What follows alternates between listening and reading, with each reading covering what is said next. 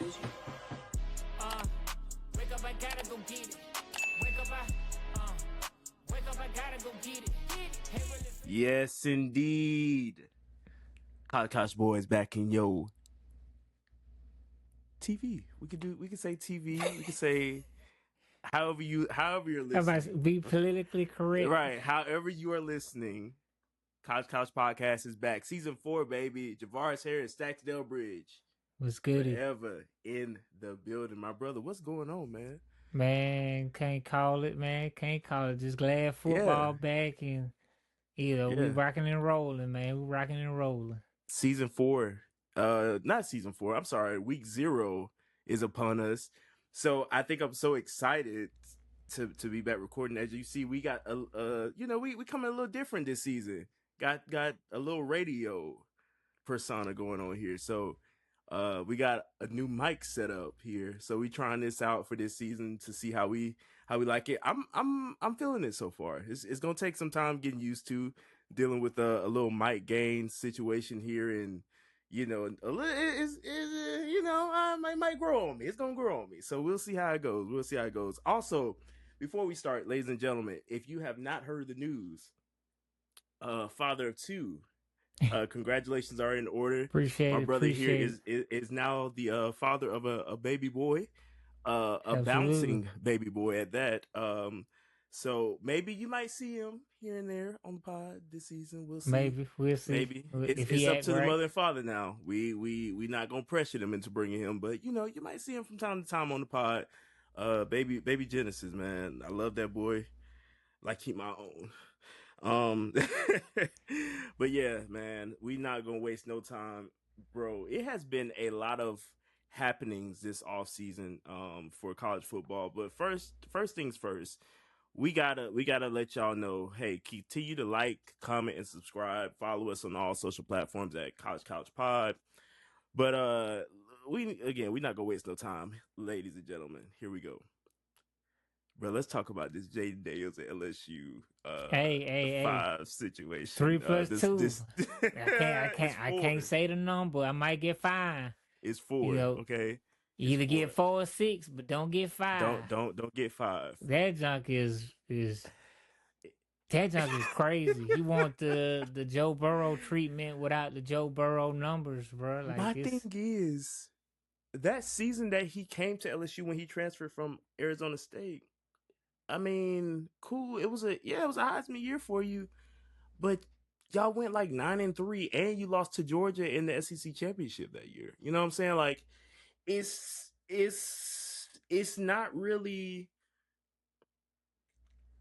retirement worthy to where nobody will ever have your number again. You feel me? Like what Joe Burrow did. He did a lot at LSU. Don't get me wrong. He upset some big time ranked teams. I mean, in overtime, and he won a Heisman, which is cool.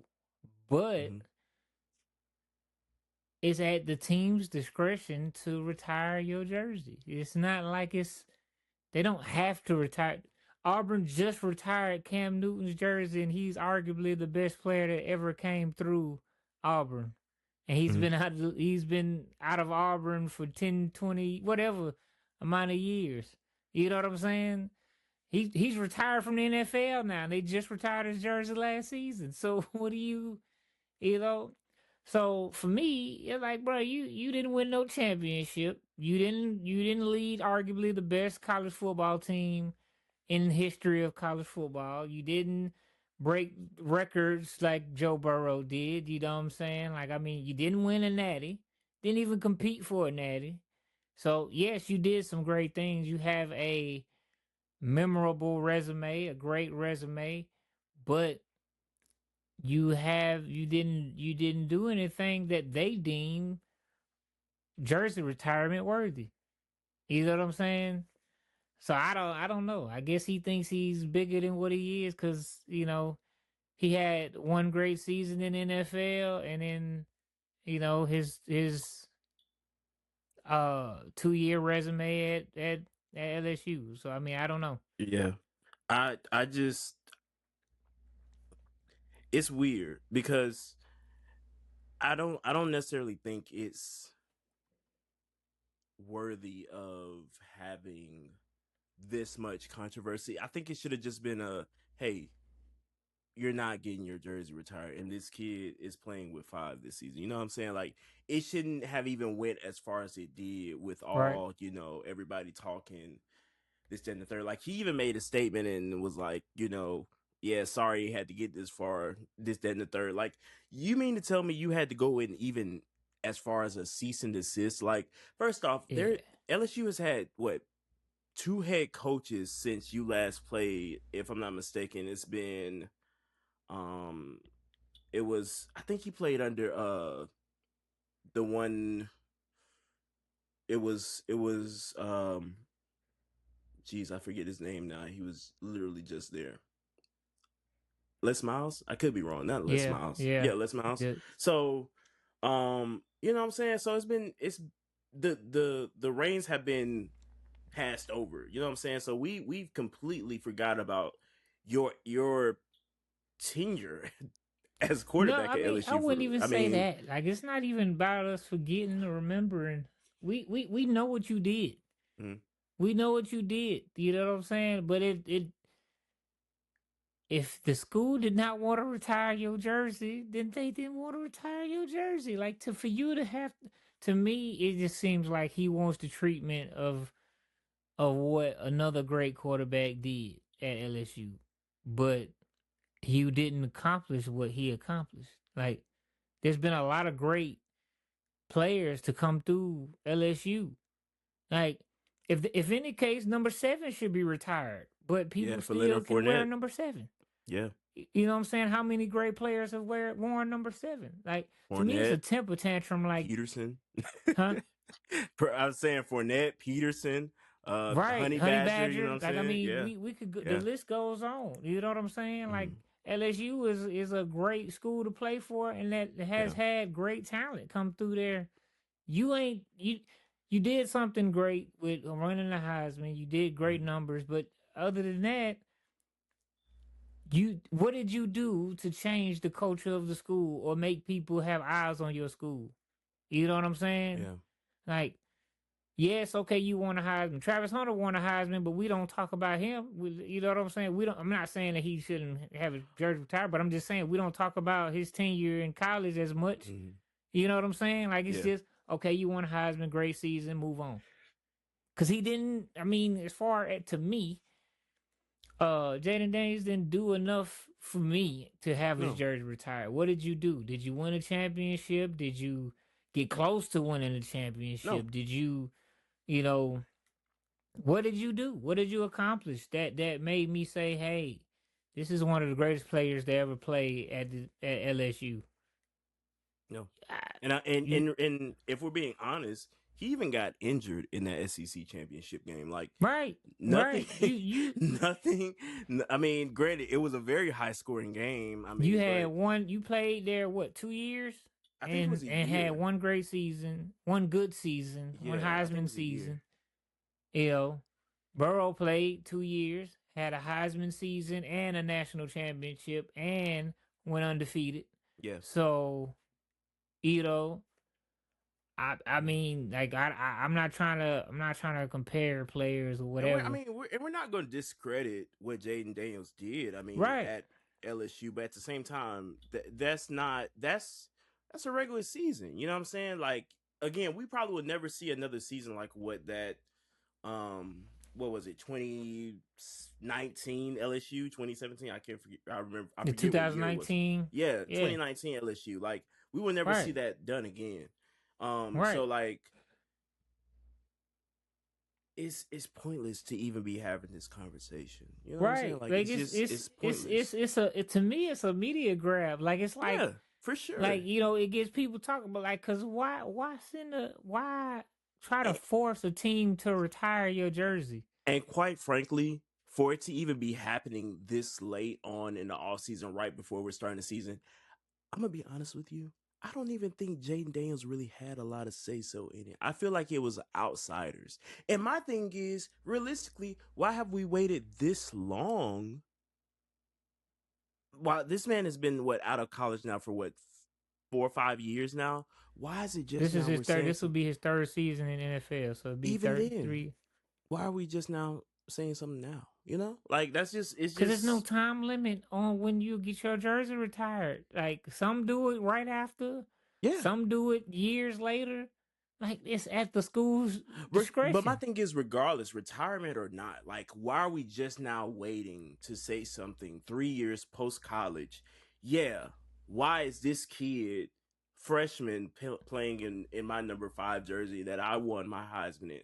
Granted, you should feel honored that somebody would want to wear 5, regardless if he Yeah, doesn't know what you accomplished or not. Like, you should say, hey, that kid right there, he may not realize the magnitude of that jersey, but I feel somewhat honored for somebody to be carrying on the legacy of what that 5 meant to LSU. Like I you mean, heard the yeah, story. that's. I mean, regardless of Yeah. how he would have wanted to look at it in the sense of being proud or Mhm. not proud,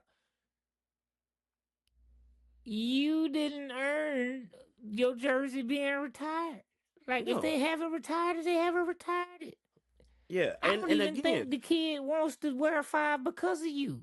He may just want to wear 5. Like yeah, I'm that's what just I'm being saying. real. And realistically, I'm going beyond the discussion of just even having the jersey retired. I'm just saying, like, just in this present day, regardless, retired or not, like, we've all heard people give their take on this issue, but everybody has said the same thing. If you look back at how Michael Irvin did an interview about how CD Lamb is wearing, number 88. Right. He was like, I don't want people, to be like, oh well, when Michael Irvin, does pass away, he was like, yeah, man, that 88, that he's showing flashes of what Michael Irvin used to do here on for Dallas and stuff like that. Like, you should feel the same pride in seeing other players want to wear your number. Like, when I see, especially like with 7, like with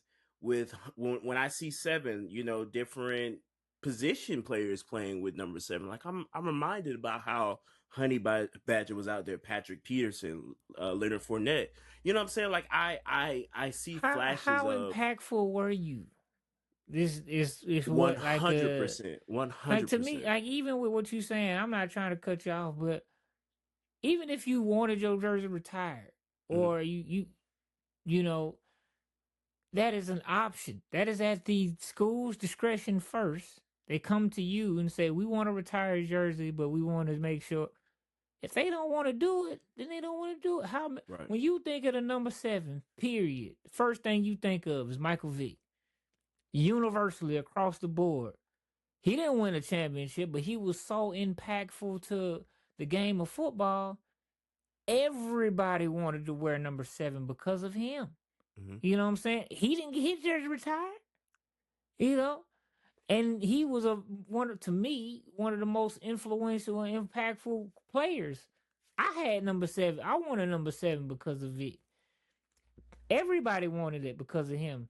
You know what I'm saying? And then you get players that want number 7 because of the Honey Badger and because of the history of that number. Same thing with was it 51 with no, number 11 with Hmm. Penn State. Yeah, That number yeah, means yeah, something. Like yeah. they could have been retired that number because of all the players that have been elite in wearing that number, but they let it live on. If you want to retire, that's when the college has that right and say you were so good and impactful and so important to this program, we want to retire your jersey. Prime example, Cam Newton, how Hmm. impactful and how important he was to the program. When you think of Auburn, first thing many people think of, not saying old fans or whatever, but when you think of Auburn, first thing you think of is that Cam Newton led team that won the championship. That's the first thing you think of. Then after that, you think of Kick Six, Auburn, and all of that. But the first one is Cam Newton's Auburn. Yeah. So how impactful were you? Did you win a championship? First thing people talk about when they talk about LSU now is Burrow, Chase, and all of those guys. You know, they ain't talking about Jayden Daniels as far as LSU. They talk about Jayden Daniels as what he does for the Washington Commanders. Hmm. That's what they talk about right now. Yeah. They not talking about Oh, he was great in college. Because honestly, you was a great runner in college. But other than that, everything else was, you know, aye. Yeah, You know what I'm I, saying? I genuinely can't even tell you any of the targets, like as far as like genuine threats that he had on that Right, offensive staff right. So don't get me besides wrong. him. You are I exciting can't to tell you watch. one receiver. I cannot tell you one receiver that was on that team. I'm Well, sorry, I can't. he's had good receivers come through Yeah, there on that yeah, team. I mean, you got what Neighbors was with him, if I'm not mistaken. It might be a yeah, year yeah, after. yeah. Malik, yeah, yeah. Yeah, I think he So, was there. But mhm.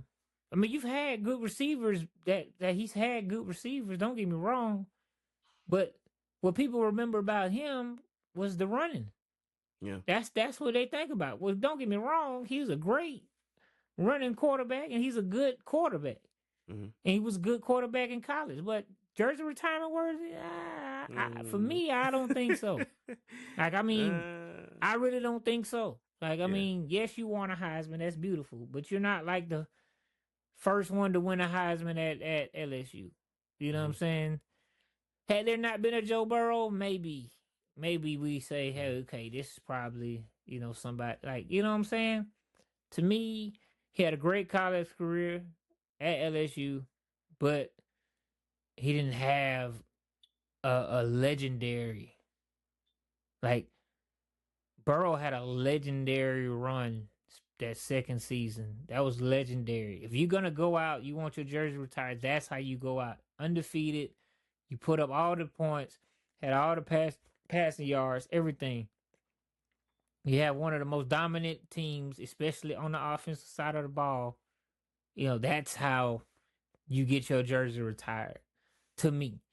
Mm-hmm. And even if you don't win a championship, because some players, winning a championship is difficult to do. Like, you can get to the dance and still not win. Like Reggie Bush didn't win a championship against Vince Young and all of them, but you remember Reggie Bush because of how elite he was. What the different things he was able to do. You remember those things. Lot of people, first thing they think of when they think of USC, he's one of the top people that come in mind. Jayden Daniels, that's not to me. I mean, LSU fans may feel different, but to me, when I think of LSU, Jayden Daniels is not not my top five. Yeah. So that's just well, ironically top five. I Maybe I should mean, say top four. again, it's not. I don't think this issue was supposed to get to the magnitude it did. Like, it was not supposed to be this in a way catastrophic, I guess. It was supposed to be, hey, this is what we feel. We don't care what you guys do about it, but we're gonna just send a cease and desist. Like, if this happens, then we're gonna take legal action. But Well, I think it was just it was really kind of, in a way, dumb. Like, it was very stupid for it to get to this magnitude. what To did you this, expect? I mean, yeah, no, I get that, but If you can name me another player that sent a cease and desist for not getting their jersey retired, I'll agree with you on this. But I mean, it could have been Shador. No, I'm playing. But I mean, it's Shador just, got his jersey retired. I know, but I'm saying, just imagine if he didn't, though. I'm just saying, like, I mean, they knew what they was doing. Yeah, I'm but just being again, honest.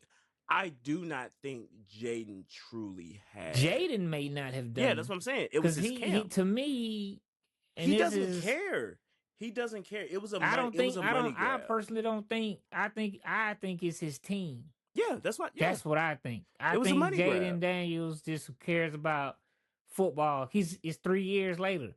You know what I'm saying? I think Yeah, everybody else around him is influencing yeah, that type of what's going on. You know what I'm saying? Because to absolutely. send a cease and desist, that's stupid. Like, To a college that's that like, has had two coaches since you left. yeah, and not even I bump the guarantee you. coaches. If the school or LSU don't want to retire your jersey, they don't Yeah. have to retire your. No, agreed. That's just like a job saying that you leaving a job and you did all this for them, but you said my name should be on the building. You gonna send a cease and desist and say, "Well, I helped y'all and I named this building after me"? No, No. no. If that's the case, you know how many stadiums should be named after players? Like, I mean, like, what are we doing here? This Like, is this is what we have to talk about today, man. This is no, what I'm cool with this is talking what we about are it because it's starting season 4 entertainment. off It's with. funny, you know. Yeah, And when it's you very do funny. dumb It's stuff, hilarious. internet's gonna run with it. Yeah. Like, but I personally think I personally think it's part of a. I don't think they intended it for it to be this, but I think that once they saw what was coming of it, they took it and ran with it. Yeah. I think somebody was dumb enough to say you need more recognition, so we're gonna send a cease and desist. You know, and I think social media heard about it, ran with it, and then somebody said, "Well, we're just gonna keep dragging it along." And then Jayden had to come in there and say, "I just want it resolved on both sides." It's not going to be resolved on both sides because No. LSU don't want to retire your number, but you wanted to retire. So if LSU don't retire your number, then you're going to be mad. But if they do retire your number, they're going to be mad because they had to retire your number. I look at it like this. If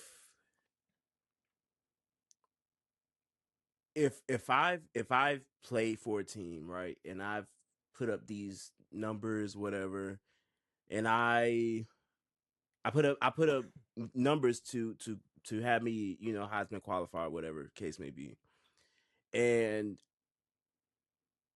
I compete for my conference title, I lose. And I think this was around the time of CFB. I think they lost in the first round of CFB or was of CFP. Or was CFP They around never. yet? I don't even think they played in the playoffs. See what I'm saying? Yeah, It was no. a 14 playoffs. They was on the outside looking in. Yeah. Stupid. Now, No. if it had been a 12 team, they probably would have got Yeah, they in. would have If made I'm it not in for sure. mistaken, yeah, 100%. Yeah. yeah. Because But I mean, like I yeah, said, we're they had not. some great games. Like he upset Bama. He played some great games. He Hey, played in some memorable games. I'm not knocking that. I'm not you you knocking that he didn't have a good college career, great you, college career even. you know You who know, else for those upset last Bama? 2 years at LSU. You Not know knocking that at all. you know who But else upset jersey Bama? retirement worthy? Eh. You know who else upset Bama? Who? Diego Pavia. We don't hear Vandy about to retire his number. Right. So stupid. As much Very as stupid. Ty Gurley meant to Georgia, they didn't retire his number. Yeah, we're not Chubb, retiring. We're not Sony retiring none of Michelle, those. heck, No. Stetson Bennett literally Yeah, got 2 championships at Georgia, we're not retiring his number. and now they retired his jersey. No, They're not retiring 13. he's a They're not part of. retiring 3. He's a part of one of the greatest stories as far as you guys losing to Bama all those times and then finally beating them in the game that mattered most. He's a part of that story.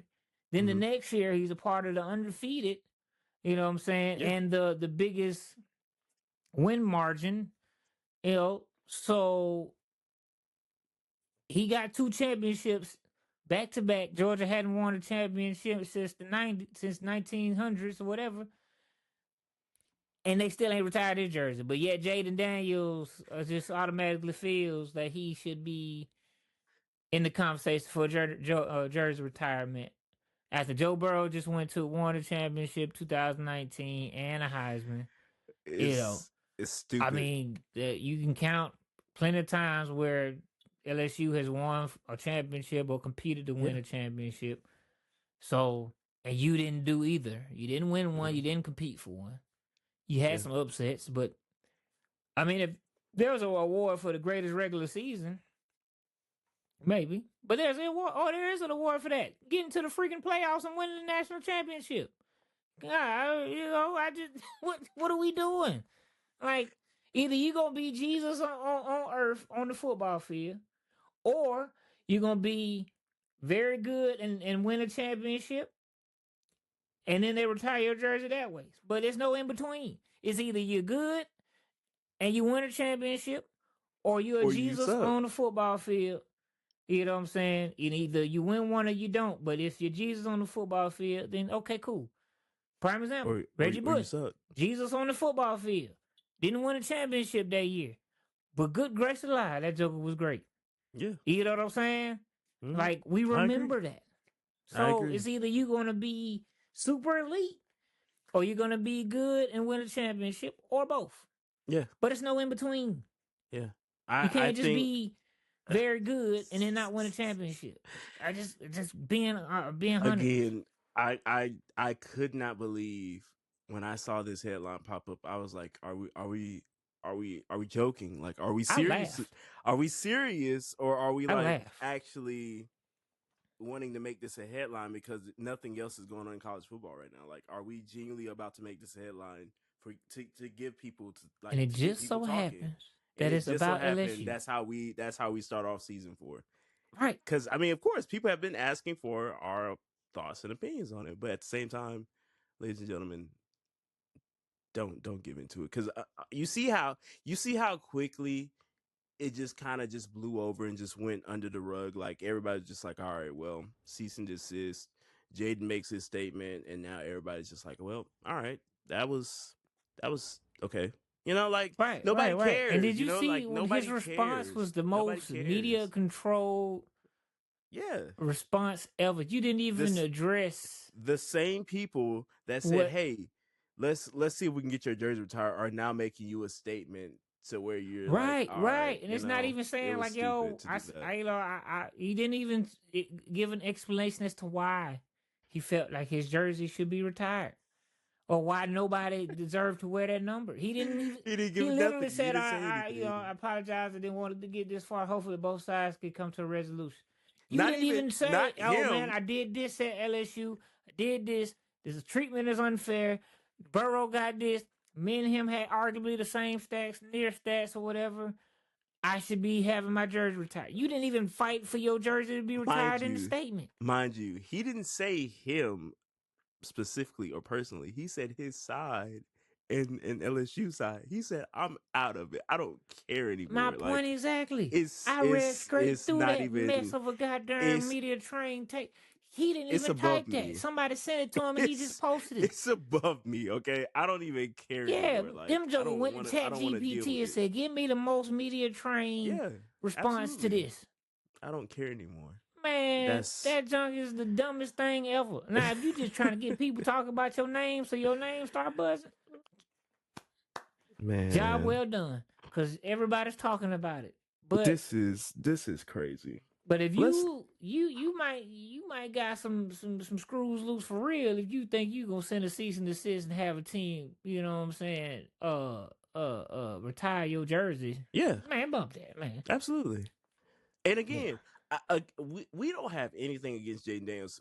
Again, we personally feel like Jayden Daniels didn't even have really a say so in it. It was just more so people Right. in And I his think he's a camp great that player. yeah, I just don't yeah. think his tenure at LSU is jersey No. retirement worthy.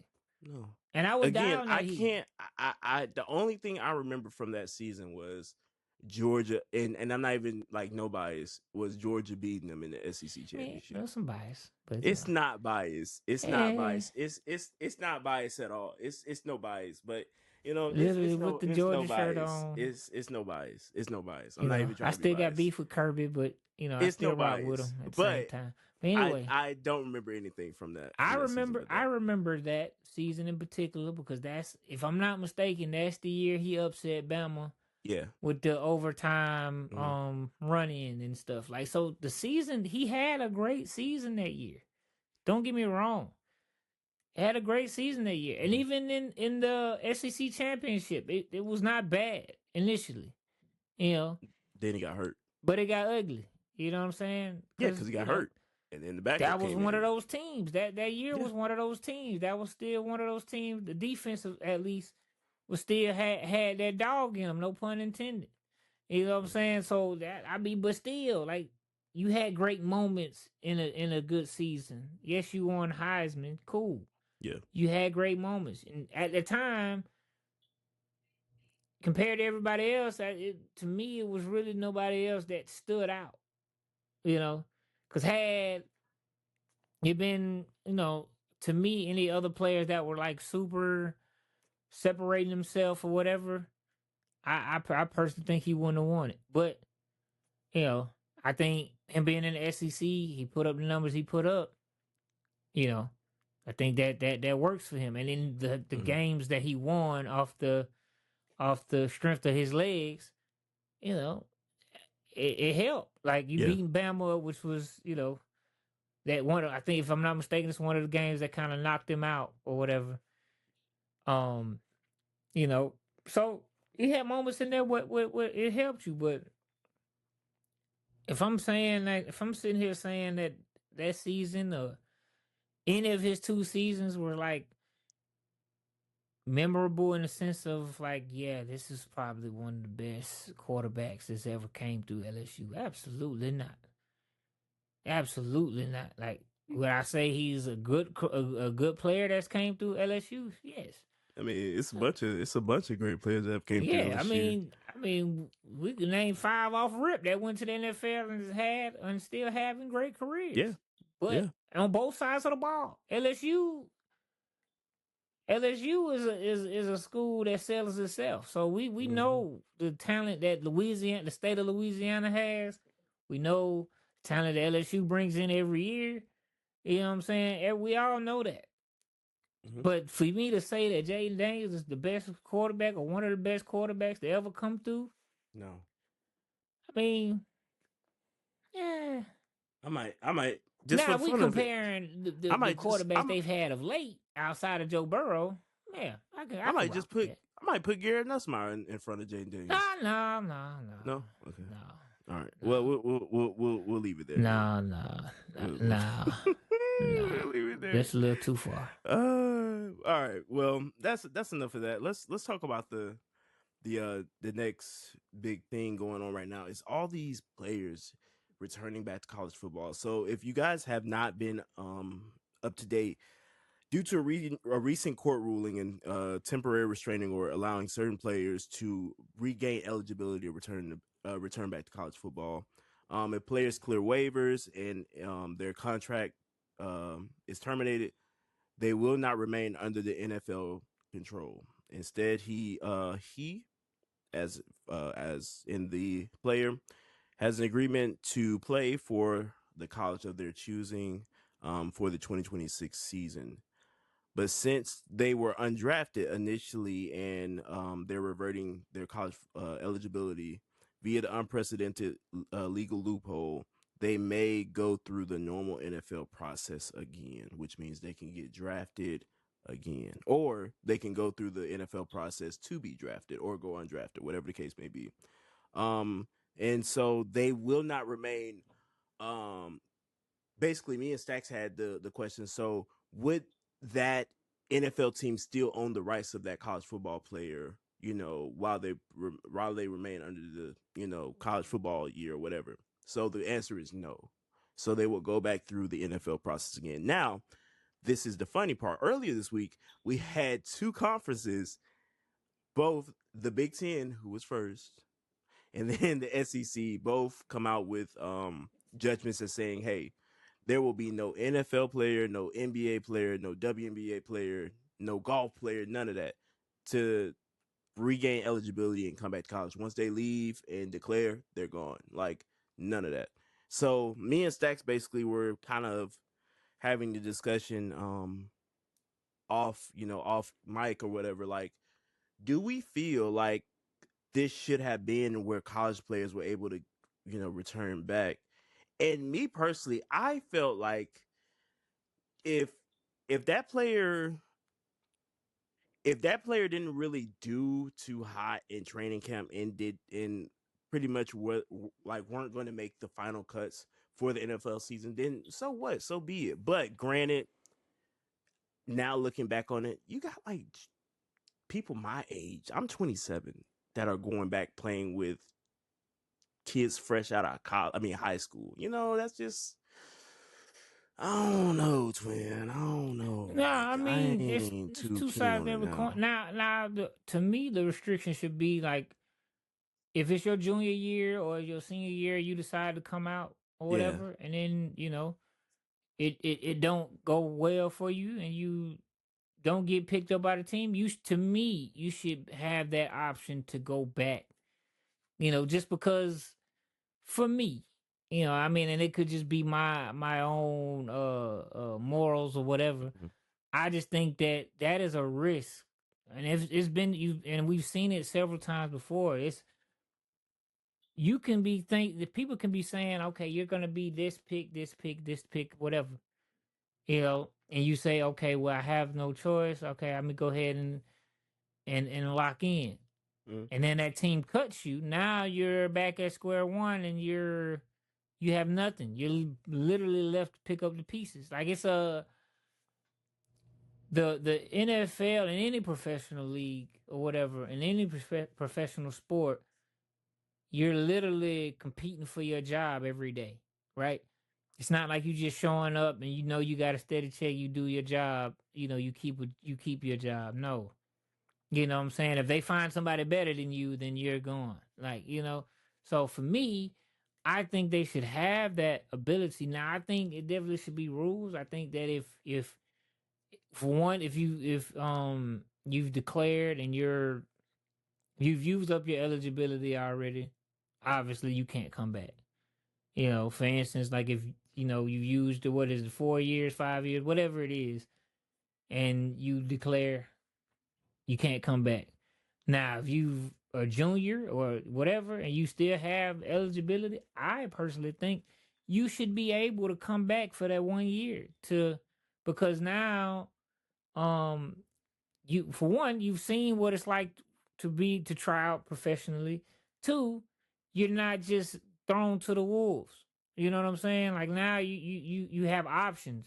They do it with basketball all the time. You know what I'm saying? If you don't get drafted, you can go back, for one more year or whatever. You know. So for me, I think they should have that option. Just because of I would have wanted that option. Like I can go to the draft, test the waters, get my all. If I get picked up, great. If I don't get picked up, I'm not just left picking up the pieces. You know what I'm saying? Trying to figure out what's next. I can go back to school for one more year, increase my draft stock or whatever. Boom. But I mean, like you said, there should be limits to it. Like you 30 years old. I mean, maybe football ain't for you. You getting cut. You know what I'm saying? But I definitely think like if you're a junior, you're coming out, you know what I'm saying? You're projected to be this high, whatever, you go undrafted, you go through the whole process and they still cut you or whatever, you should be able to come back to me. That's just my take on it.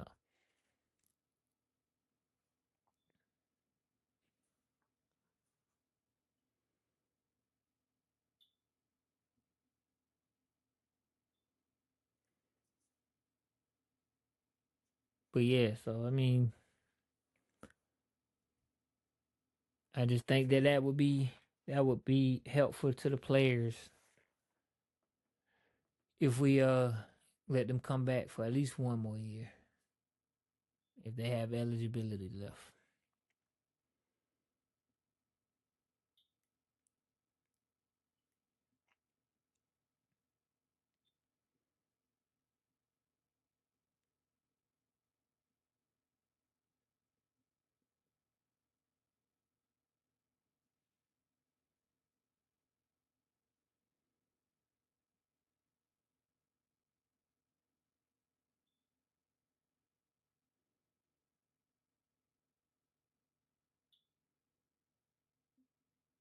All right, sorry about that, y'all. I'm dealing with a little upper respiratory thing, so y'all ain't finna clip me.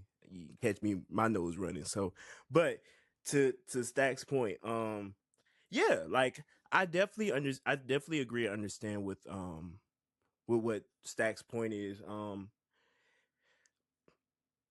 The thing is, you got to keep it fair. Right. You got to keep the landscape of how college sports is ran fair. I mean, especially with the whole Protects College Sports Act, just all these different things and how like rulings are coming about.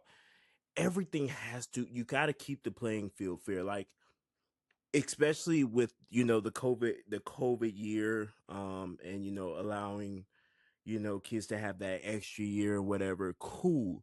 But now we're getting to a point where things are starting to get a little wonky. Like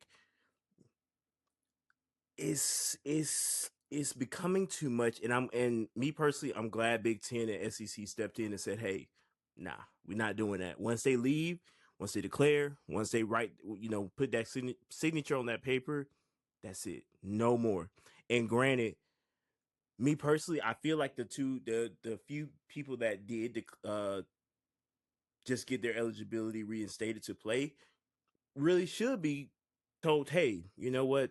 You guys can't play college football this year. Like you guys left, you guys need to go, back to the teams. But they've already cleared waivers, they've already been released. And me and you both had the thought of, hey, okay, so if they didn't have to go through the whole NFL draft process again, would they just sit in that free agent pool, and once they were done with their last football season, they could just be picked up by any team, kind of like that. But yeah, it's not really a fair playing field, to say the least, because now you're really cramming a lot of players. And realistically, it doesn't really give a fair shot to those incoming freshmen that are coming in, because let's say they may have had a spot, or they may have had that true playing experience, this season. Like they may have had a good chance to see some playing time. That might not be the case now with people returning back to play college football. Now, granted, thankfully, it has not been that many people that have been able to um really utilize this eligibility, this ruling. So it's not affecting a lot of teams again that we've seen. Like I'm just going off of what I've seen through like on three Right. sports and stuff like that, who the players that have actually been spotlighted on this. So um it sucks. It definitely sucks, and I hate that for a lot of the people or the players that have um worked hard this offseason and have been, with the team workouts and stuff like that. It really is an unfair and See, unprecedented thing that's see, going that's on why right I now. disagree. I don't think it's unfair at all. All right, let's do it. Hey, I y'all, don't think it's y'all are unfair. really seeing this is Cause, this is cause very for rare. me, Okay, cause at the end of the day, you got to compete for your spot regardless. yeah, So even if that player comes back off of, from the NFL or whatever, hmm he still got to compete for his spot. Cause I mean, me personally, if I'm looking at it, hmm if you're still better than this guy, and we come into training, because think about it, he's missed all of training camp. You know what I'm saying? He, as far as with the college. hmm So just because he comes back, don't mean that freshman or that sophomore don't got that role. Because that player still has to learn. You know what I'm saying, to play with those players. Because you know what I'm saying, everybody's not the same piece. So for me, it's fair. Because like I said, it should be rules. Absolutely. Like I mean, you should only be able to do it one time, and you should only have 1 year.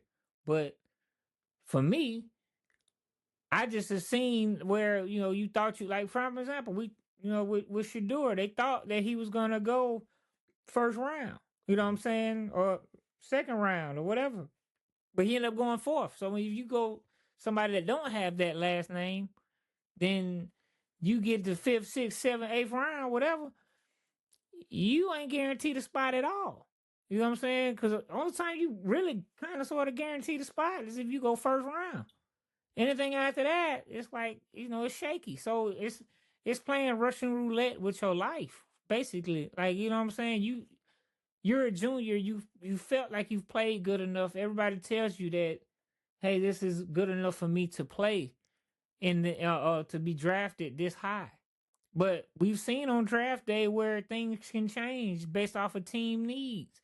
Then you go to undrafted, you don't get picked up, or you get picked up, you know what I'm saying, just for a training camp, and then you get cut. So instead, to me, he's kind of setting these players up for failure if they get, because what if you get cut, right? You only played 3 years. You didn't. It's a lot of some people finish in 3 years, some people don't. So you declare for the draft in your junior year based off of the information that you have. You don't get drafted. You get a tryout. You make the tryout. Then after preseason, you're getting cut. Because it's been plenty of players that have played good in preseason and still get cut. You know what I'm saying? So Now you get cut. Now you looking trying to figure out where you're gonna go with your life now, and that's still not fair for a 25, 24, 26 year old to have to do. Like you were told that this, but then the teams made these decisions based off of fit. You know what I'm saying? But it was projected that you were going here. So for me, it's fair because you still got to go back to that college and earn your spot because there's new faces now. You know what I'm saying? Regardless if it's same coach or not, you still got to go out there and earn your spot. You know what I'm saying? Uh, so I think it's fair. Like I said, like I'm not saying that you use all your eligibility and come back. That's not what I'm saying. I'm saying if you've tried to you've played your tenure, you've got to your junior year, and now you're eligible to go to the draft. People are telling you one, and yes, you're good. This is where you're getting drafted, and you go decide to test the waters, and you don't work out. You should be able to come back for at least your 1 year. You know what I'm saying? At least 1 year. Because that 1 year, we all seen 1 year can make a complete difference in and how football, how player people view you, coaches view you, everything. Prime example, we was talking about Jayden Daniels, Joe Burrow. Mm-hmm. Joe Burrow had a regular season the first year. The second year, that one season, that was his NFL season. Meaning that's what got the scouts looking. Was that one season? You know what I'm saying? Cam Newton came to Auburn, one season, won a championship, had played his best football ever, got drafted off of that one season. So to me, it's just helping set up these players for the future. Now you can come back that 1 year and not do a gosh darn thing and still end up in the same boat. But for me, at least you have that option because, like I said, it's not far fetched because the NBA does it too. Like they have football is the only sport that I see that doesn't give you options. That NBA gives you options. You don't make the league, you got G League. You know what I'm saying? And you got these different things, and you could go back to college and do all this as long as you haven't selected an agent or whatever. You can do those things. Baseball, you go to the minor leagues to develop and things like that. NFL, you don't have none of that. So it's literally either you get drafted, make the team, or your career is over because you can't go back to college. So for me, just having that option to go back that 1 year is dope because now you've seen what NFL ready looks like. You've seen how they prepare. You've seen what they looking for, or whatever. You just didn't make the cut at that particular time. Now you can go back. You know what I'm saying? Go to college, compete, earn your spot again, have a great season, have a good season, just have a better season than you had before. Now scouts already know what you look like because they've seen you prepare, and now you have a different mindset going into it. So now, to me, that can make you a better player. That can make teams be better ready, better equipped to handle a season because now you have players that have gone back to college, developed more, and came back. You know what I'm saying? Because for instance, like if this particular, like if you're playing, I don't know, receiver or tight end or something, and this season particularly, most of the teams are looking for linemen or defensive players. This is what they're looking for this particular year. Okay, you get cut, whatever. But then the next year, when you go back to college for that 1 year, you come back out, they're looking for receivers. They're looking for those things. Now you're a better receiver. Now you're a better player. Now you're a better professional. You know how to carry yourself more. You know what teams are looking for. You know how they practice now because you've been in it. So you come back, you know what I'm saying? And now you have that option. Now if you go that next year and you don't get you and it's still the same thing, okay, now there's nothing we really can do. That's just like, in the NBA and MLB. You get drafted, you go to these minor leagues and you go to the G League and you don't play well. Okay, well, there's other options out there, but it ain't got nothing to do with NBA, NFL, or whatever. So let me stop you right there for a second. So I hear what you're saying, but I'm looking at it from this standpoint. This player has already pretty much seen what an NFL defense looks like within playing in these 3 or 4 preseason games that are listed, right? So why or how wouldn't that be an advantage to if this player says, you know what, I want to go back and play in college for this season, I'm going to take advantage of this ruling. I'm going to go play for a college team. Why wouldn't you, as a college coach of a Power 4, Power 5, whatever the case may be, play this player that's coming back to college after he's already seen what NFL defenses look like? Just because you've seen it, don't mean that you are able to compete at the high level that you need. If he's, I get what you're saying, and yes, if he was talented enough to be able to play against NFL defenses, then he would have made the cut. But if he just wants extra film, or if he just feels like he should have had the opportunity to be drafted and not go undrafted, why wouldn't you, as a college coach, play this player this season? Because you see something in that freshman. Like, prime example, Nick Saban said it all the time. Mm-hmm. Nobody asked how well you were, how good you were as a freshman. No NFL coach has ever asked him that. What they've asked him is, how did you develop, right? But if I see something, like, for instance, if you were playing tight end or you whatever, and you came back in this situation, I will allow you back, just, you know what I'm saying, to give you an opportunity. But I'm still gonna make you compete. Just because you've seen it don't mean that you can compete at this level, because we all good. Like, I mean, everybody that gets recruited, you're good in some capacity, in some way. Whether you're a quarterback, you have great arm talent, you just can't read the defense. You're good with throwing the ball, but you just can't read the defense. You know, so we're all good. You know, but in this situation, you got to compete. I know what you've seen. Like, that's just like prime example. The Caleb Downs, NFL ready. You know what I'm saying? Studies like an NFL, like a pro. Body is like a pro. You know what I'm saying? But he carried himself like a pro.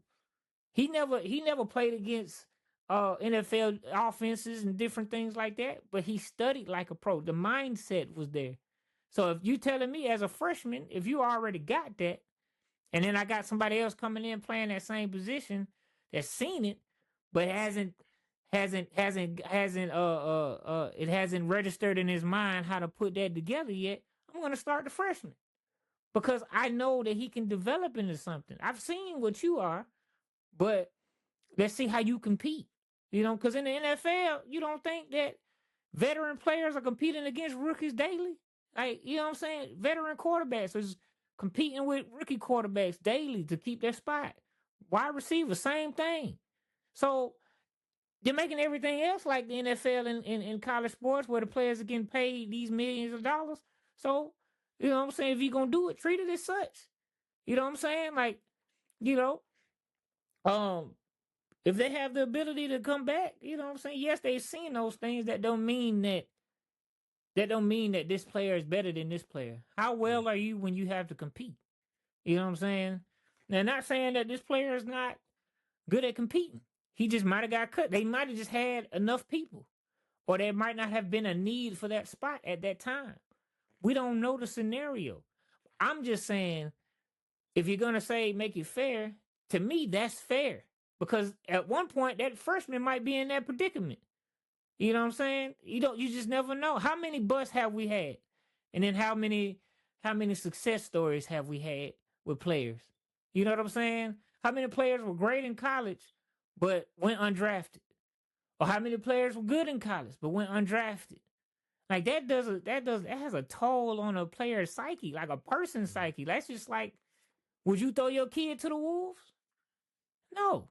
It's the same thing. Like, you know what I'm saying? You're literally asking a 24-year-old, a 25-year-old to say, hey, you did great in college. Come to the NFL.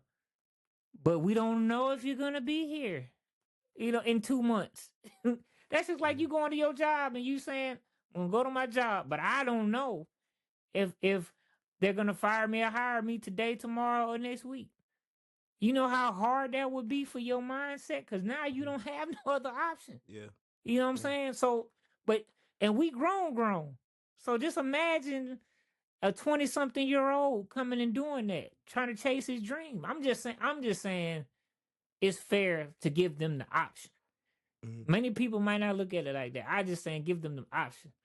You know, it may not work out for them the second round. That's fine. But you have that option. Just like the NBA, you have that option. MLB, you have that option. It's not get drafted or bust. You know what I'm saying? It's okay. You're good enough to get drafted. Now we're gonna develop you and see how you do. Some players move faster than others. Others don't. Some players just need the right coaching to develop. You know what I'm saying? But I'm gonna give you a prime example of somebody that would have worked out for it, in my opinion. I think Justin Fields would have done very well with something like that. Just because he would have had another year to understand and learn defenses. Yes, he's a tremendous talent, but in the NFL, it takes a tremendous mind to be great. Prime example: Tom Brady was the most unathletic person ever, but his mind was great. You know what I'm saying? That's why he was the Super Bowl champion that he was, because his mind, how he prepared. Aaron Donald, yes, he's an athlete, a freakish athlete, but his mind, like, you're not gonna beat me today. You're not. It's a mind. I think somebody like that, especially quarterbacks, when you're so good at college, you're on top of the world. You have all these players around you. You get to the NFL, 9 times out of 10, you're going to a trash team. Mhm. So they don't have all those pieces. So you look bad. So now you have to rely on your mind, not your athleticism. You know what I'm saying? So I think that extra year will help a lot of players out. I Y'all mean, having that option. I That's just me. I see your point, and I'm not saying it's wrong, but I'm looking at it from the standpoint of, yes, you do get that extra year to build the film. You get the extra year to show scouts like, hey, yeah, maybe I should have went drafted. Maybe you know somebody missed out on a talent that could be used on an NFL team. But I'm looking at it from the standpoint of, hey, if I've already done the recruiting, if I've had my team set, we're starting the season this weekend, and you're telling me we're still able to add kids on, or adults on, not kids, adults on to my team. But if they provide something for my team, and they've already seen what an NFL team looks like, because, well, I'll be honest, workouts might look a lot different from what they do on a college football field from an NFL, NFL field, like mini camp to mini camp. So they may see something, or have learned something in these position rooms and camps or whatever, that may be like, all right, this guy may know just a little bit more than what this incoming freshman might, but let's just see what the talent looks like. Now, granted, the player that's coming in, the NFL players that are coming in, may be able to still spread wealth and knowledge to these incoming freshmen and underclassmen. Yeah, absolutely. Please do that. Like, share what you know, because that can definitely help throughout the season. But in the same realm, I'm looking at who is going to be able to help me win on Saturday. Like, that Right. is the initial goal. Who is going to help me win on Saturday? Now, granted, if it's going to be this former NFL guy, yes, put him out there. Right. If it's the incoming freshman, yes, put him out there. But at the Right. same time, don't just sit on an entire wealth of knowledge in whatever you learn in these NFL mini camps and position rooms, to where you're out there doing it, and you're not passing it down as well. Like, Well, I why mean, why why that's a can't moral thing, you know. yeah, But yeah. yeah, So I feel what you're saying. I feel what you're saying. I just don't think, like, for me, just because you saw those things and learned those things, that doesn't mean it's going to translate when you get back to college. Like, you know what I'm yeah, saying? It's to me, I just think that I don't even want the year to build film. I just think the extra year will just help develop you as a player. You know what I'm saying? but if you're developing as a player, why isn't the film But a it's bonus? not about your film. Like for instance, when you come back, it's not about your. Because think prime example, like I don't know if you watch some of the interviews they have with players when they're thinking Mhm. about drafting.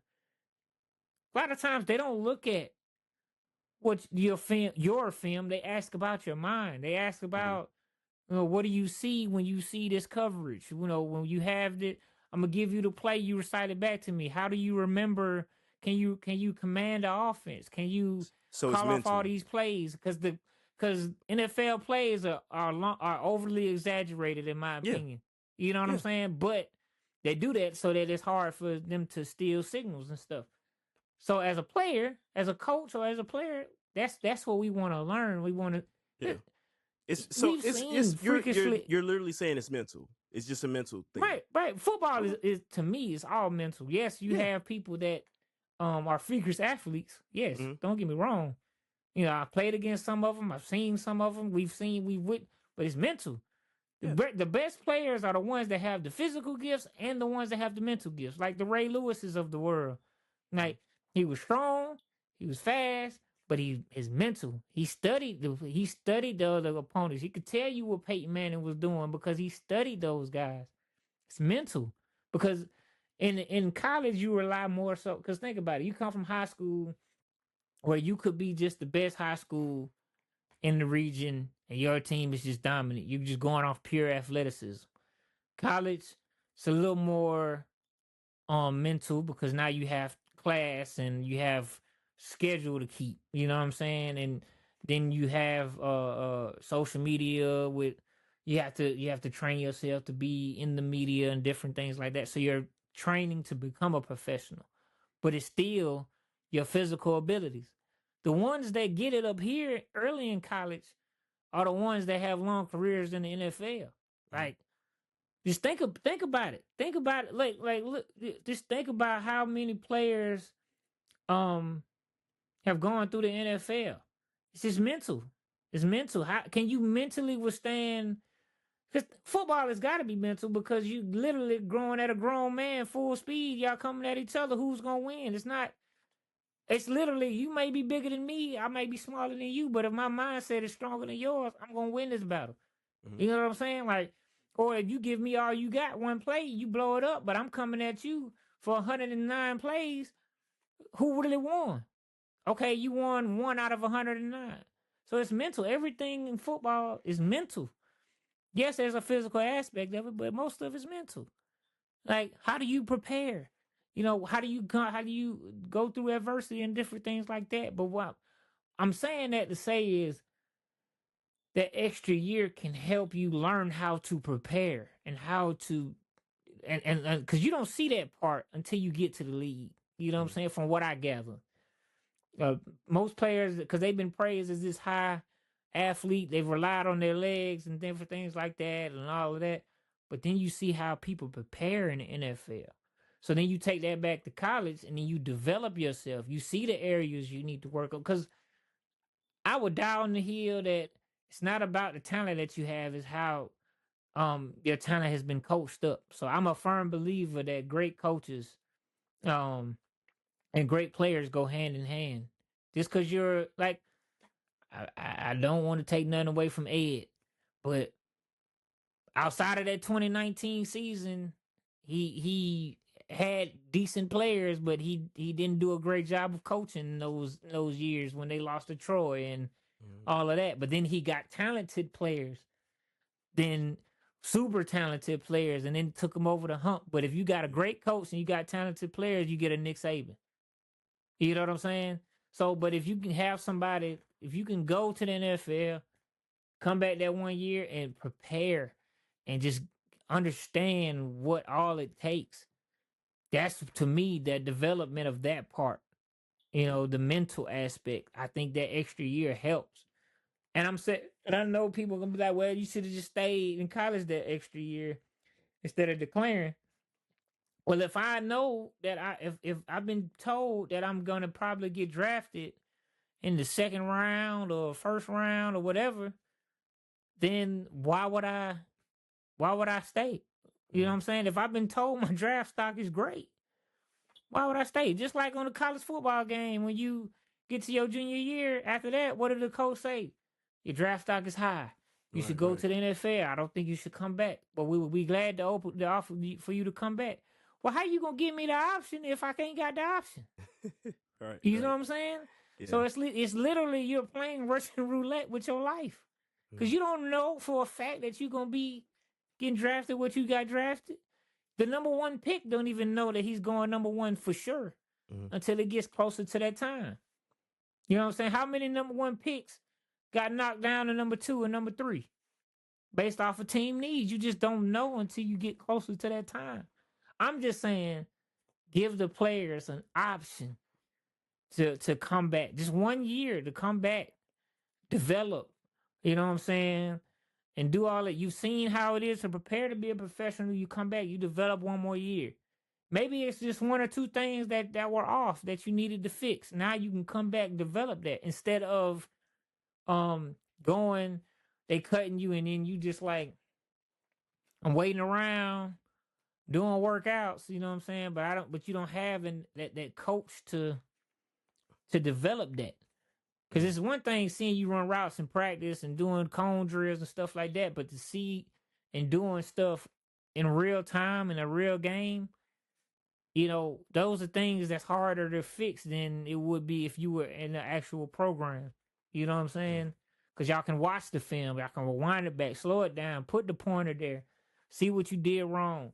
You know what I'm saying? See what the defense is doing. Now you know what I'm saying, you just better develop those different things. So I just personally believe 1 more year wouldn't hurt. Yeah. To have that option. But that's just my take. All Yeah. right. I see your take, and I definitely think people will see both sides. And excuse me, y'all. Let me be frank here. It's very rare that me and him disagree. So that was a rarity to see both of us kind of give a point in how we what we see with this particular topic. So hopefully we have a lot more of those throughout the season for you guys.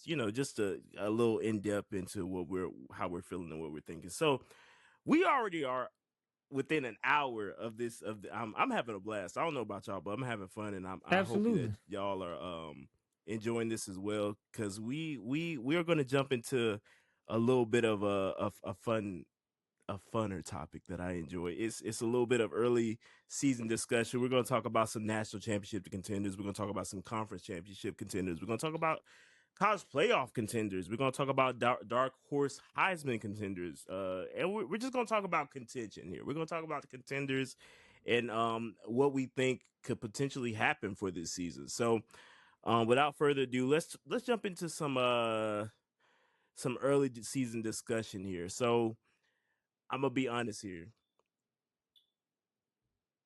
I've been telling you this. I have no idea how the season is gonna go. I don't know. I don't Yeah. know. I mean, I know that's cliche. Of course, I'm not supposed to know. But when I say, like, I can't tell you. I don't know. I genuinely do not know what could potentially happen this season. Like, I don't even have thoughts for Georgia right now. Like, it's so much youth on this team. Like, I don't know. I don't know. I can't tell you. I genuinely can't tell you. Like, as much as I want to just, bring out UJ, unhinged Javaris, I can't, because I don't know. I don't know Well, I how tell this you, I season's think gonna Georgia's go. gonna be just fine. I I think mean, Georgia's yeah, gonna be just they're fine. fine every year, but as far as like going deep, I mean, we lost to Ole Miss in the second round. Why are you whispering like Ole Miss wasn't Because I'm that? Like in the nervous. regular season, you only beat them by like a point. Right, exactly. So like if you were to come up to me on the street and ask me, "Hey, you got Georgia for the national championship?" I don't know. Well, I mean, realistically, that wouldn't be far off because It's Georgia's not. always I gonna mean, it's compete. always national championship or bust, but that's with any team. But I mean, I mean, well, you kind of but used to, it's yeah. I don't know. But anyway, let's just keep going here. Let's just go. Let's go national championship contenders. Who you got possibly winning the national championship or Uh, going to the national championship? Going to, I mean, see, with the 12-team playoff, it's a little different Yeah. because a lot of factors play into it. But Mm-hmm. I'm high on. I think Miami is gonna make Yeah. playoffs. outright this year. Not have to be the last seed to get put in. I genuinely think because Yeah. everything they needed to address, in my opinion, they've addressed it. And Okay. they have better dual threat, should I say? I wouldn't say better quarterback, but I say better dual threat. Mhm. And they still have their key pieces back. Yes. Which is Malachi Tony. Anytime he's on the field, anytime he's on a team, Yeah. they're going to be high powered. But I have Miami competing in the playoffs. No. National championship. Well, we just saying. Just national championship. Who We'll we think get is to going to win the contenders. national championship? Okay. Yeah, we gonna get to the playoff. I mean, the playoff. Oh well, I qualifiers, mean but, that's kind of I don't know. I can't really say. It's one of those instances. I know. No, it's not even that. It's because I was like this last year. You know what I'm saying? Because I was like, I don't know. You just don't never know how things gonna shake out. Like we thought at the beginning of last year, Ohio State had a good shot, and then Indiana just came out of nowhere and said, "Hey, we still was good the year before." Also, I'm not gonna lie. I'll be quite honest here. Putting Indiana at number 6 in the AP poll is quite disgusting. I'm sorry. I think that's fair. Name one big returner that Indiana has this season. Doesn't matter. You still have the coach. It wasn't the players that got them together because all of them were less than 4-star recruits. Because you know what I'm saying. And guess what? They were my age. It don't matter. I hate that. I hate when people say that. I was the same way last year. Yes, agreed. No, I hate when people say that. When it comes to a new season, when it comes to a new season, and you have them that high, and all they're going to do is just drop out of it, it's pointless. It's pointless to put them that high, and they're not going to probably even get out of the Big Ten. Like, let's be frank here. You literally said they were going to be trash last year and they won the championship. No, that's different. That's 100% not different. Like I just said, if you're going to, it's different because last year they had all these players, but this is a whole new season. They don't have half the players that they had from last season's championship run. They don't have half those players. It doesn't matter. Because all of them got drafted. You got the players like.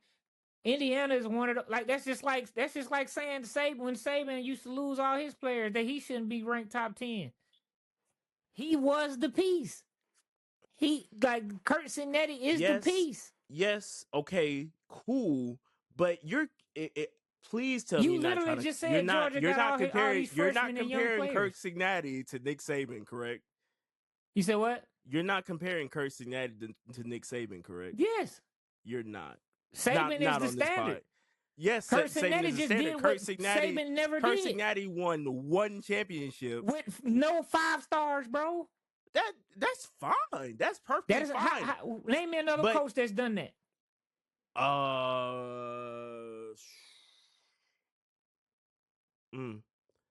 Exactly. It's probably out there. Ain't no but probably at the same time, if you can't name them. It's just unlikely to have this Indiana team ranked this high. Now, granted, if I'm wrong later on in the season, I'm just saying I'm dead wrong. But you know how I feel about Indiana you can't go off of. I put them low in previous. I know you have. I put them low. Think about it. But the schedule is in their favor. Cool. Okay, cool. They won a natty, but now. No, having them at 6 and they're gonna drop. I don't like that for them. But if that's the case, then that's anybody. You don't know how anybody's gonna come out. Anybody can drop. But having them ranked over Miami, Texas A&M, Ole Miss, Oklahoma, LSU, Texas Tech, Alabama. Let's see, Alabama, USC, Michigan. Yeah, Alabama, absolutely. Because we have no idea what Bama looks like, and they looked shitty last year. Yeah, excuse my friend. Agreed. But no, you're good. But LSU, I mean, even like LSU, they have a completely different team. I would have put LSU over at Oklahoma and Ole Miss. Yeah, because this is all speculation. Yeah, agreed. Because that's all the AP poll is. Because quite frankly, that's my point. So you're saying, but you're saying that number 6, they shouldn't be in there, but they have a legit. They have a legit you put reason. Texas over Indiana. You said what? You put Texas over Indiana. Do I put Texas over Indiana? Yes. Huh? You put Notre Dame and Texas over Indiana. No. Okay. Okay. I'm just making sure we on the same page. I wouldn't have put Miami over Indiana either, quite frankly. Right. I wouldn't have. But that's what I'm saying. They're just too high. I They're just think way too Indiana high. at 6 is cool. Maybe put them at 9 or 10, but not 6. No, I don't think so. I don't think because you still have the piece. The piece literally is what got I them get to the piece. championship last year. They've only lost 2 games in 2 years, Right. bro. I understand that. I get that, but those players aren't there. It's They're, not they're this is the new team. when you have it's a a lot of coach new like teams. I don't think you get it how I get it. impactful Kirk Signetti was. I get it. No, you don't impact. because I you know do. how I know you don't because you're saying that the players are going. Because if that's the case, Kirby shouldn't have won or been competing last year. You know what I'm saying? Or the year before we didn't. last. we You did. didn't We lost to compete. Ole Miss. But you competed. Is what I'm saying. If because Georgia lost half his people. Yeah. Right. Yeah. So therefore, if that's the logic, then Georgia shouldn't have been in the conversation at all. I don't think we should ever be in the conversation until we actually see it. And that's So how then I feel about Indiana. by your logic, nobody should be ranked. There should be no preseason AP poll. Quite frankly, no. But then I can agree with honest, that. No. I can agree with that. Then, if put that's everybody what you're at saying. 25. Huh? Put everybody at 25. Yeah, if you're gonna say it that way, then I completely agree with that. Put everybody, you know what I'm saying? At 25, because that's crazy. Because I personally believe when you have when you have the coach like Kirby, you got you know what I'm saying, Kurt, you know what I'm saying, and people gonna say whatever. No, you didn't. Like you just try to say, am I comparing Kurt Signetti to Saban? Yes, it's like I compare. That is crazy. That's like I compare Kirby to Saban. Kurt Signetti, the same thing. That is Saban is the standard. Word. Yes, Saban is the standard. Yes. Who came up under who did these two coaches start under? Yes, Saban. all of these players that we've named have been under the Saban tree. Yes. Out of all the coaches that he's coached, who has won a championship under his umbrella? From under his umbrella? Multiple. Those two, right? Multiple, yes. Kirby's won 2. And how long has he been at Georgia? About 6-7 years now. 6, 8, right. 6, 7. Yeah. Kirk has won half of what he's won. And how long has he been at Indiana? About 3 years now. I think this is. And when is the last time Indiana won a national championship? Yeah. Right. I agree. And how many 5 stars? Hold on. I'm not taking how many away 5 stars has Georgia had in the last 3 years? I'm not taking away the impact that Indiana has made in the last few seasons. It's not bumped. Yes. Indiana. I'm talking about going from I get that. Going from half to not even having a full stadium 2 years ago or 3 years ago to now, the student section can't even go to games now for real. Like they have to literally select the games they want to go to this season. I get the impact. I'm not discrediting that. I'm not taking away from the run they had last season. Cool. That is perfect. But now we're at a new season where you can't even name any returners that Indiana is bringing this season. What are we talking about here? Like this Indiana team probably won't even last within this season, let alone in the Big Ten. I just don't see it happening. But you are hilarious, but it's hilarious that you just try to compare Nick Saban and Kirk Signetti. You just don't like Indiana. It's not that I don't like Indiana. It's that I cannot see a team that you just said the same thing last year, bro. You're right. You're right. I did say that's what I'm saying. You just don't like Indiana. I just cannot see this team being ranked this high this year. That's crazy. You Number literally 6 had them underranked last year, and then they won the championship. Over a Miami team, over a Ole Miss team, over. I see just. I truly see a lot of better teams on this. But do you see a lot of better coaches? Yes, absolutely. I don't. I 100% do. Who's better than what coach that's ranked higher? That he's ranked higher than is better than him. That's you're asking me what coaches that are ranked higher than Indiana that are better. Yeah, what coaches from the teams that like so if Indiana's at number 6 of the top 12. What other 6 coaches are better than him? Ryan Day. No. No. That's crazy. Sarkisian is definitely offensive minded. Yes. That's not a head coach, bro. Are we talking about head Sarkisian coach? is not a head. Yes, Sarkisian is the head coach of Texas. Right. You said offensive minded. I said head coach. I didn't say what they He's a specialize in. offensive minded coach, a offensive minded head coach. No, what He's head a better coach? offensive coach. He's a better offensive head coach than Kirk Cincinnati. Because Kirk is a defensive mind. Kirk was the defense coordinator. You're right. Yes, Point exactly. But, so no, not about not. But I'm not just talking saying, about as what far they're as specialized in. I'm saying as a head coach. I was speaking on the offense, but yes, I was wrong. But yes, Sarkisian, No. Ryan Day, no, crazy. I don't think so. Or, I think they're Oregon's better coach. I can't think of his name. He was the DC at Georgia. Who? Kirby Smart is better than Kirk Cincinnati. Like, what are we I can agree with that. Yeah. So, but again, but out of all the ones you just named, there's only one, in my opinion. I truly think if as a new season goes, this shakeup, Miami should definitely be over Indiana. I don't think so.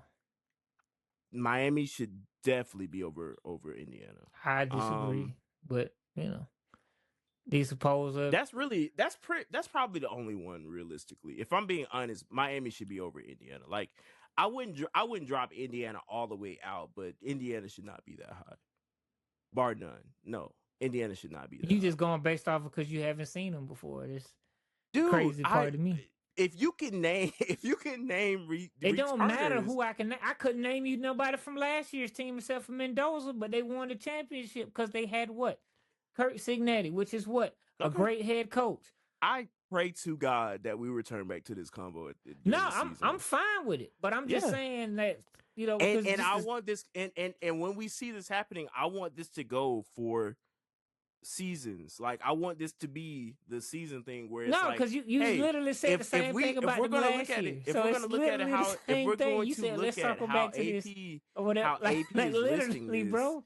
If we're going to look at how AP is listing this, it sounds like you just hating on Indiana. I don't hate Indiana. I don't. That's what it sounds like. Because last year when they weren't ranked, you was like, yeah, they're not going to be. Or when they were ranked low, it was like, yeah, they were ranked too high. They're not going to do anything. They just had one good year. Too high. Then they turn around and win a championship. Now you're saying they ranked too high. They're ranked too high.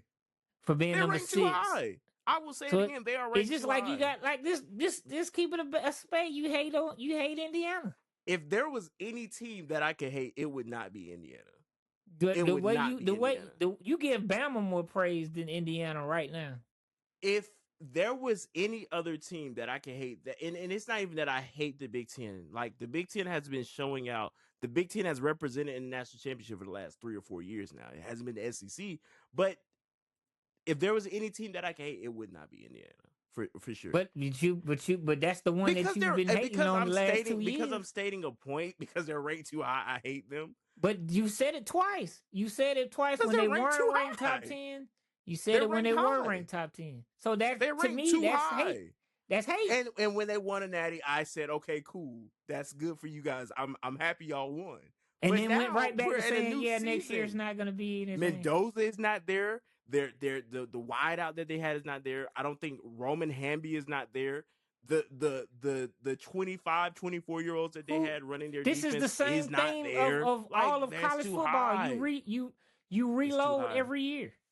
Yeah, you reload, right. Well, okay, right. All right, we'll see. Okay, we'll see. And it's not like, and you making it seem like Indiana had 5 stars, bro. They had no stars. I'm not saying they had 5 stars. So if they had guys who were probably sitting in schoolrooms and classrooms with me when I was in high school or college. Like, why do people? Well, let me ask you this: why do people go off age and not talent? They're old. It's the same conversation. If that's the case, then the younger players should have beat the brakes off of them because they got more energy and they supposed to be more athletic. They contributed. They collectively won. I hate when people be like that. I like mean, you're it's old literally or whatever. Conversation we just had. Now, because you saying that just because Indiana was old and they were 25, 24, whatever. They were literally. It's not like it's But why is that? Why is that? Why are you discrediting them winning the championship? I'm not because discrediting they were what they brought to the team, but it's just especially dealing with this whole additional year and everybody finding all this eligibility in their back pockets. we are what 5 or 6 years outside of 2019. There should be no more players playing under the COVID rule. Like it's just stupid to see that all this eligibility just gets brought back up, and we're now seeing guys that have been in, playing since 2017. You know what I'm saying? That graduated 2016, 2017, 2018, whatever the case may be. You're still playing college football. Like, no, bro. Like, come on. Like, fine. It's time for a career now. Like, I'm just being honest. Like, there that's should not just your be. opinion. Like, You're right. It's my there's a opinion that 33-year-old Indiana should not be at 6. that goes to It's school my down the street. opinion. He got a wife and kids. Right. If I still want to play freaking football, I will play freaking football. It's my opinion that Indiana should not be number 6, correct? It's my opinion. It's my opinion that Indiana should be 6. What I'm saying your opinion was that I'm asking about the players being old. Yeah. Like you're saying that because they're old, they're better. I'm not saying they're old, they're better. I'm just saying they're old. But listen to what you said. Because I said they now. won a championship last year, and then you said, well, they had everybody on their team was old. You literally saying because they're old, they're better. That's what you're saying. I mean, they have experience and they know just because you got experience, that don't make you better. I mean, obviously it did if they won the national championship. That just means they had a great coach. Because what was so? Are we taking away from before? the players? Are we taking away from what the players put out on the field, or are we just putting it all on coaching?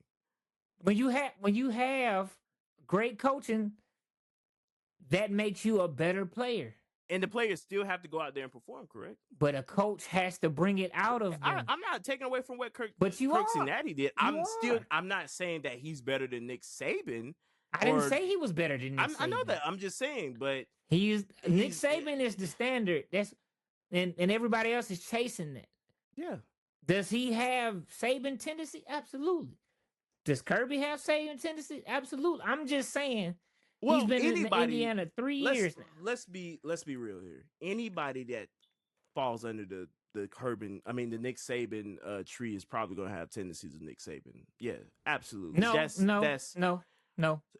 Who doesn't have the tendencies of Nick Saban that fell under the tree? Lane Name does one coach. not to me. What? Lane does not. You're crazy. You're crazy. What tendencies does he have? Crazy. What tendencies does he have? You tell me what tendencies he doesn't have, and I will tell you what tendencies he has. You tell me which one he doesn't have. Tell me. He doesn't have. I don't see when I see him. I wouldn't say. Oh, he was he learned under Saban. That's not what I would say. That's a first, Stacks. That is a first. That's not what I would say. I'm not saying he's not a great coach. No. I know that. Look at Kirby. Mm-hmm. Look at Kirk Sinegna, and then look at Saban, and you tell me exactly their personalities, how they come about, that they're different things, their mannerisms, how they think about the game. All three of them are defensive minded. Mm-hmm. All three of them are calm until not being calm. Kirby's a little more animated than the three, but if you really look at how they carry themselves, it's literally like I can sit there and say, to me, Kurt and Kirby Smart literally to me are the ones. I'm going off of coach. You said tendencies, so I'm thinking tendencies. Yes, I'm thinking you would probably talking about. Lane is an offensive minded, so then he's not. He doesn't push the defense as much. No, of course not. Right, no, that's not his job. But as a head coach, that's what you're supposed to do. Well, we're talking about somebody coming up under Saban and how they prepare. Yeah, but if he's not a defensive minded coach, I wouldn't want him anywhere near touching my defense. That's what Pete Golden's But I'm saying, job as far was to as do. tendencies, you asked me about the tendencies. When you even say personality and how they prepare everything. That's personality though. That plays a big role in coaches. It plays Saban's temperament. I will say yes. Lane Kiffin does give off the persona of a frat dad taking his son to college. Saying, even how he approaches the game. Absolutely. Like even how Sark approaches the game. It's just my first thought is not, oh, he learned under Saban. Not saying that they're not great coaches. That's not my first thought. So what you just said was your first thought wouldn't be Sarkisian came up under Saban either. That's not my first thought. Okay. Because I've watched a lot of Saban and I've watched a lot of all of these coaches and all these players. Yeah. But with Kirby and Kurt, I didn't even know Kurt came up under Saban till later. And I'm like, yo, he just reminds me a lot of how Saban carries himself with the game. Kirby does the same thing. It's how he carries himself. And it I'm shows. not trying to be funny here, but I feel like you're saying this because they're both old white men. I'm not even being funny, but all of these guys is white. What are you talking about? I know, but they're close in age. It seems like if almost, I don't care about the age. You could be. I don't care how old you are. I'm saying like as far as how you prepare. To me, from what I've seen, I don't know how they completely prepare. But to me, the accountability and everything like that, like Kirby. It don't matter how much you up by, he's gonna chew into you if you do something. I see that. Kurt, same thing. I saw that. Didn't see that with Sark. I didn't see that with Lane. You know what I'm saying? Though, like Sark is a lot more serious than Lane. Yes, but I'm not discrediting them. I think they're great coaches. I'm just saying as far as to me, those two got the most from Saban from what I see. And this is all my opinion. You know what I'm saying? I'm not, because obviously I don't know these guys. I don't know how they, came up under, but just how they carry their teams and how they run their teams. To me, their teams are like Saban's when in the sense of the discipline and different things like that, and how they carry themselves. Like, and that's a reflection of the coach. Like if your coach is chaotic, your team's gonna be chaotic. Hence why in the past Lane couldn't get over the hump. You know what I'm saying? To me, he still hasn't got over the most he would have got was last year, and he left. I'm gonna stop you on the coach is chaotic. The team is chaotic because in past Georgia teams have been chaotic, and you don't really hear a lot about Kirby. That's. I'm not saying one or two bad apples. Okay, I'm saying on the field. Okay. Dumb decisions, yes. Fair. Now, I will give Off you the that. field is Some different. players have made stupid decisions, yes. Yeah. But I'm saying for the most part, if you look at the overall tenure of Saban, I'm not Saban, but Kirby, the teams have been disciplined. The successful teams have been disciplined teams. Yeah. Meaning, when I say success, the championship teams are even toward the end of these last 2 years, you know what I'm saying? They just, met teams that were hot at the right time. You know what I'm saying? Like Ole Miss was hot at the right time when they played Georgia. Notre Dame was hot at the right time when they played Georgia. You know what I'm saying? I'm just saying, like, because a lot of football, like, it's momentum. You know what I'm saying? Preparation, momentum. Like, Georgia on paper physically should have beat Ole Miss by a lot more.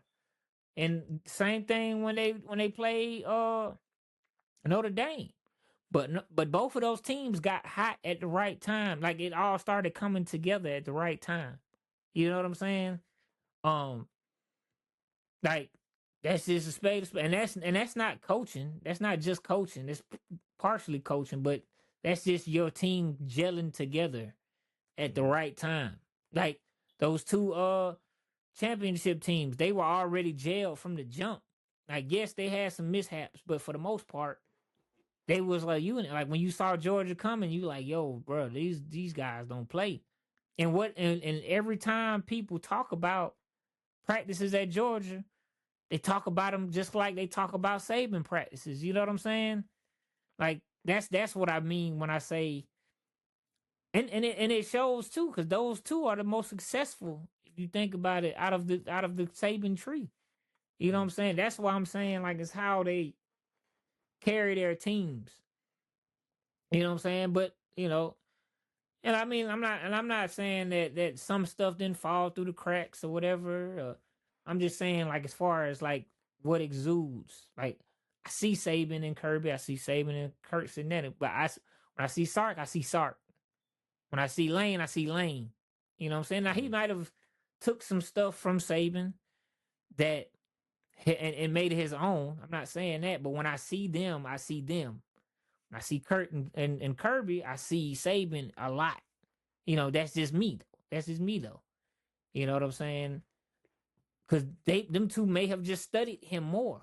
Like Yeah. I don't know, but that's just my take on it. I just think that the way they carried it, like even Kirby's mannerisms and how he does some of the stuff, he don't even realize that Saban said those things. You know what I'm saying? They had to go show him.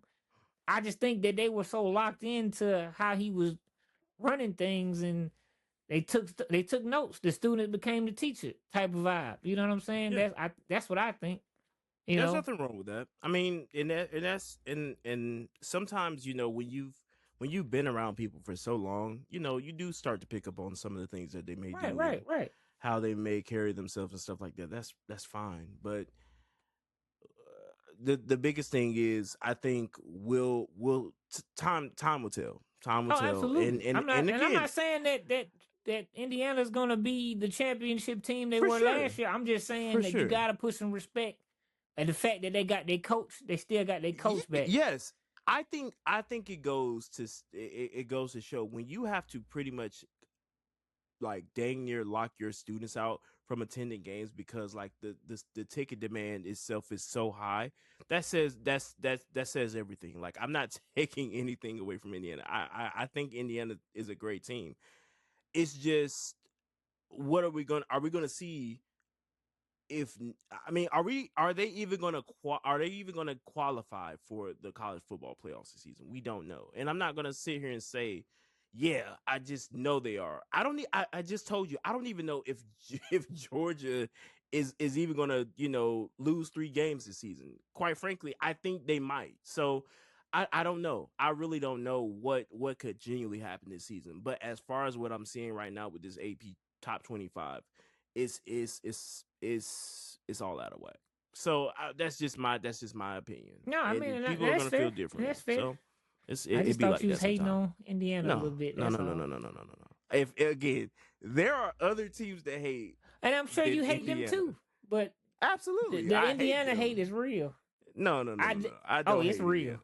It's real. I don't hate 2 Indiana. years in a row, you know what I'm saying? Your opinion has been against Indiana, and they were ranked low the first time and ranked high the Listen, second time. if there Yeah. was any Big Ten team that I could hate, it would not be Indiana. Well, And it looked quite like that's frankly, one of them. and I'm not even trying to show hate to the Big Ten as an SEC fan. No, Big Ten has showed up and showed out for the last 3 years. Like, for the SEC to talk as much as we do and not even represent in the college football, in the national championship, it's a little like depressing. It's a little disappointing because we talk so much as the conference, or it means more.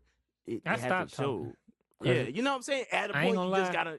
you kind of have to, because we have conference not as a whole represented. has not been It hasn't. super great. It has not. We have been playing some very shit football, essentially. Like, it's been bad. Like, we have not been able to get out of round 2, round 3 of the playoffs, and it's sad. So no, the Big Ten has been showing up and showing out, Absolutely. and representing for their conference, and literally they're putting more money into the conference and the teams that represent the Big Ten's pockets, which is good. I mean, that progresses the conference. It helps with things that may need to be, put forth for the different teams that are in the conference. So yeah, like, Big Ten is showing up and showing out. So hopefully it changes this year for the SEC. Who knows? But yeah, I don't know, man. But listen, we are over our hour mark. I want to go ahead and just hop into this week 0 picks. It's only 3 teams that I have because we're gonna need to close out soon. Right. I don't want to talk these people's heads off, but we'll probably have a lot more for next week's episode. But just 3 teams. 3 games, 3 big games this week for week 0. North Carolina versus TCU, NC State versus Virginia, and of course our favorite G5 team, Memphis versus UNLV. All right, so let's do it. All right, North Carolina versus TCU. They're playing in TCU, Dublin. I don't know if North Carolina done figured it out I don't yet. think So so. no, I don't think so. I think I'm not gonna lie to you. I never thought in a million years I would be saying I think Bill Belichick might be on the hot seat, but I think Bill Belichick might be on the hot seat. Oh yeah. Yeah. So I'm gonna go with TCU as well. I liked how TCU performed last year. Just kind of, yeah. I think their quarterback might be returning. I could be wrong for TCU. North Carolina State versus Virginia. I got I know Virginia. I'm anxious to see what they look like because they were I know fun to their watch running back. last year. Yeah, I know their running back transferred to Texas at NC State, so I think Virginia might get him on this one. Um, yeah, I think Virginia might have that one. Let's see. Memphis versus UNLV. UNLV is Memphis. yeah. Apparently UNLV is supposed to be like really good this year. Yeah, I mean, we'll Allegedly, see. we'll see, we'll see. But also, I'm never going. I'm never going against Memphis. I can't go against Memphis. I can't go against Memphis, especially as somebody that kind of like visits the city a lot. And Yeah, if people yeah, from yeah, yeah. Memphis see this, I Yeah. don't know if I'll be able to come back. So I'm gonna go Memphis on this. I'm gonna go Memphis on this one. Yeah, yeah, Memphis, man. Yeah, I'm going to Tigers on this one.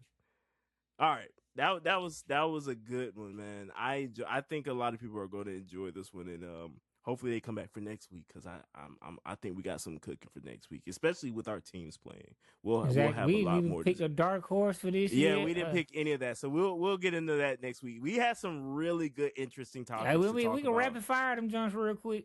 Okay, all right, okay. All right, so all right, so give me your dark horse team for this season. Auburn. Who is your other dark horse team this year? My other dark horse team. I don't know if they would be considered a dark horse, but based off of last year, they got a little they were overrated in the beginning and then started finding their footing. I think Texas. Okay. I think Texas is one of them teams. Arch has all the pieces that he needs. Mm-hmm. They've revamped that line and got the running backs and everything, receivers. I think Texas is gonna be one of them ones this year that you know. I ain't saying no Heisman, but I just think that. So I like that pick, and I've learned my lesson. I picked Texas in the past, and they've disappointed me. So I'm not going to pick Texas this year, but I'm gonna actually it's gonna shock a lot of people. As a Georgia fan, I'm going to take Georgia Tech as my dark horse team. I think they could genuinely go into. They were supposed to make a really good conference title run. Unfortunately, you know the way that the dice rolled for them. They didn't make it in. I think SMU winning kicked them out, so they didn't make it in. But I think they picked up on a lot of good pieces, picking up Jamal Haynes from Michigan. He's a hometown kid from Georgia.